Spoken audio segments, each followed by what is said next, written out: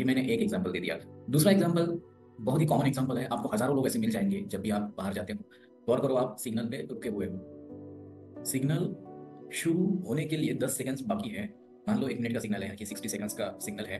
आप खड़े हो, रेड लाइट ऑन है। जैसे ही 10 9 8 ये 10 सेकंड, लास्ट वाले 10 सेकंड्स जब रह जाते हैं और उल्टी गिनती शुरू हो जाती है ना, आप देखना आपके आजू बाजू में जो खड़े लोग हैं ना, वो सीधा निकलना शुरू कर देते हैं।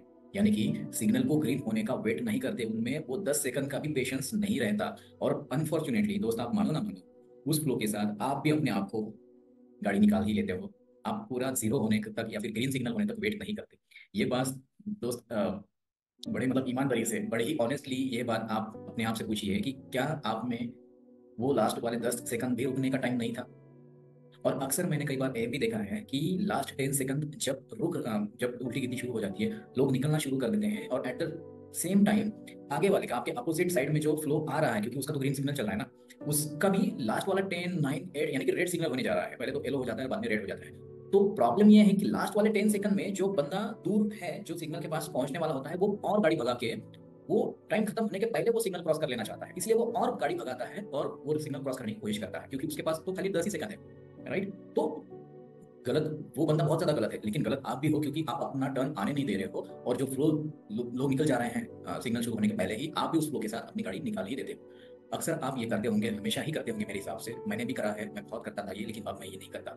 तो एग्जैक्टली आपके अंदर कौन सी बुराई छुपी हुई है इस बिहेवियर के पीछे? वो है इम्पेशेंट। आपके अंदर वाला जो बिहेवियर है, आपके अंदर का जो अच्छा इंसान है ना, वो इम्पेशेंट बिहेवियर की वजह से इतना ज्यादा ट्रैप्ड हो गया है कि उसके पास 10 सेकंड वेट करने का भी टाइम नहीं है। और अक्सर ये होता है कि आपका फ्लो निकल जाता है, और आगे वाला जो है वो आखिरी 10 सेकंड्स में फास्ट गाड़ी क्रॉस करना चाहता है, फास्ट गाड़ी निकाल लेना चाहता है, तो उसी पल में, उन 10 आखिरी के 10 सेकंड्स में ही एक्सीडेंट्स ज्यादा से ज्यादा हो जाते हैं। ये रियल फैक्ट है दोस्तों। ऐसे आपको मल्टीपल एग्जाम्स अपने आप के लिए सोचने पर मिल जाएंगे, या फिर आपके आजू बाजू में मिल जाएंगे, जहां पर आप देखेंगे कि इंसान की फितरत जो है ना, वो बहुत ज्यादा इम्पेशेंट बिहेवियर से भरी हुई है।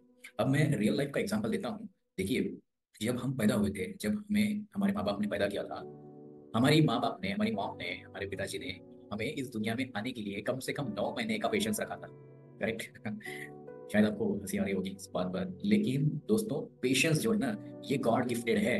हम इंसानों ने उस पेशेंस को इम्पेशेंट का कन्वर्जन देके ना, उस पेशेंस को मार दिया है आज के तारीख में अपने अंदर में, राइट। सो इंसान ने भी, भगवान ने भी इंसान को पैदा करते हुए 9 महीने का वेटिंग टाइम दिया है। हर बच्चा पैदा होने के पहले 9 महीने अपनी माँ की कोख में रहता है, यानी कि बाहर की दुनिया में आने के लिए उस बच्चे को भी पेशेंस रखना पड़ता है, कम से कम 9 महीने का। और बाहर वालों को तो ऑफकोर्स रखना ही पड़ता है उस बच्चे को बाहर निकलने देने के लिए, कम से कम 9 महीने। तो कहने का मतलब ये है कि पेशेंस, ये जो फैक्टर है, ये भगवान ने दिया हुआ बहुत अच्छा स्किल सेट है, अच्छा फैक्टर है। लेकिन हम इंसानों ने इस भागदौड़ की दुनिया में लाइफ को इतना फास्ट बना लिया है कि हमारे अंदर पेशेंस ही नहीं है।